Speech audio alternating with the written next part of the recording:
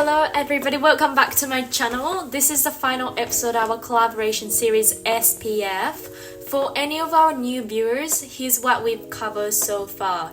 How well Australia contributes to the world as a global citizen, mainly in the aspect of human rights and foreign aid.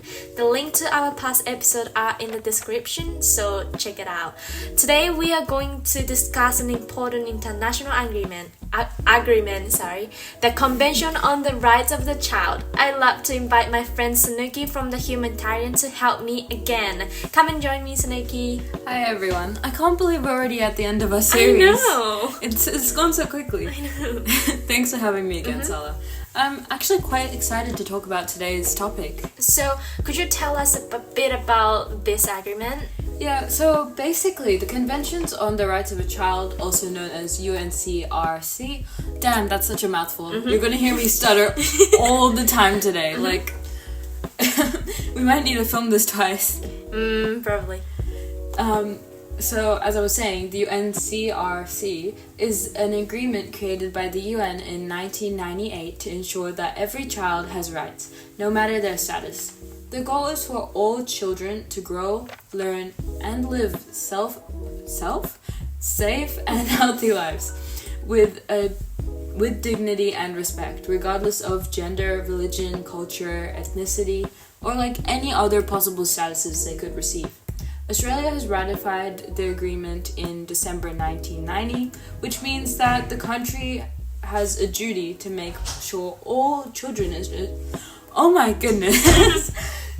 to make sure all children in Australia enjoy the rights written into the treaty. Okay, but what exactly does Australia have to do under this agreement? That's actually a pretty good question. The CRC requires Australia to report every 5 or so years on its progress in protecting and promoting children's rights. To identify any obstacles or challenges it faces, this requirement applies to all countries that signed the treaty. According to Articles 2, 3, 6, and 12, these are really watered down, by the way, but the basic principles are no discrimination, best interests of children, the right to life, survival, development, and the respect of, that we respect their views, you know? Right, yeah, I see. Does Australia have any legislation that supports those goals?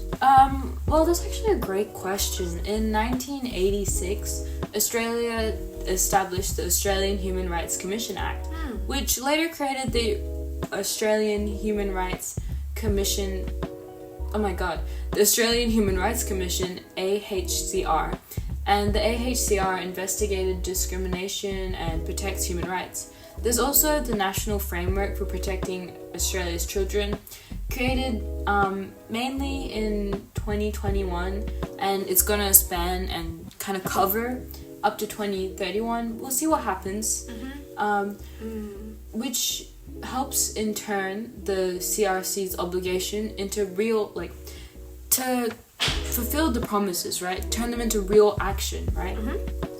Plus, Australia works with the Realisation of Children's Rights Index, RCIR, death by acronyms today, huh? Which measures how well countries respect their children's rights. Australia scored a whopping 9.81 out of 10, which is really good. Out of 10? That sounds like they've done a lot, but what do you think, Sanuki? Has Australia done well? Yeah, as I said, Australia scored 9.18 on the oh my goodness, this acronym is gonna be the death of me, I swear. The RCRI, ranking 10th out of 196 countries. That's good. It's pretty impressive. It shows Australia's a strong performer, and it's very specialized in areas such as education, healthcare, legal protection for children. They've made strong progress ensuring the access to quality information. Oh my gosh, information? I mean, it's the same thing. Yeah. Quality education, healthcare, and child protection frameworks. But that's only when we look at the international comparisons. Sounds like there's more to the story. So what exactly is happening inside Australia? Unfortunately, there are two major areas that Australia needs to work on. First of all, the treatment of its First Nations children and the children in detentions, or that have been incarcerated. Okay. For the First Nations children, Aboriginal and Torres Strait Islander Social Justice Commissioner Katie Kiss said, widespread inequality experienced by our communities means our children's basic health, housing, and education needs aren't being met. Governments must invest in education, health, housing, and community-led services for First Nations children and their families. Many Indigenous children face poverty, poor housing, and barriers to education and healthcare, especially in remote areas, which most of the time it's very hard to get to remote areas. There's not very good education systems. I myself was in like a pretty remote area, Port Hedland, back in the day, and education, it was okay, but compared to places like in the city here in Perth, it's not too good. So I can really see where the problems lie. Makes sense. And children in detentions, around, this number is insane and it's quite horrendous actually. There's about 700 children in detentions or that have been incarcerated, spanning from the age of as young as 10. 10? Yeah, Oh 10 to 17. They're detained or imprisoned in Australia, and 60% of them are First Nations children. I personally believe that's because of a lot of prejudices and maybe not equal access, but that's it's a pretty deep topic which we don't really have time to cover today.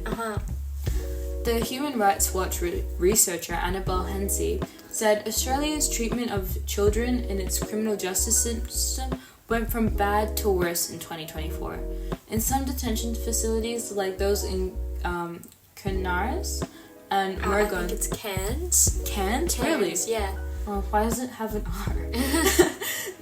Okay then. Like those in Cairns and Murgon, children reportedly have had no access to natural light, fresh air, or outdoor exercise, which in my opinion sounds like it's worse than the treatment of like war criminals. Yeah, exactly. I mean, Australia, well, it's not as perfect as it seems, right? Yeah, exactly. So, okay, let's coming back to our main topic, but how well does Australia contribute to the world as a global citizens? How would you evaluate Australia overall? Well, I'd say Australia contributes really well when it comes to human rights, foreign aid, and international agreements. They take their global responsibilities seriously and they act as a positive example for other countries. Yeah. But at the same time, there's still serious issues at home, like inequality and the justice system that Australia must fix if it truly wants to be a model global citizen. I agree. As one of the world's developed nations, there are areas we've done well in and others we still need to work on. Exactly, yeah. Okay, so thank you for watching all of the SPF series. Thank you for joining me today, Sanuki. No worries. To everyone watching, don't forget to like, comment and subscribe if you've been enjoying the SPF series. See you in the next series. This is Sola from the Humanity and Social Scripture. And for the final time, this is Sanuki from the Humanitarian. See ya! Bye!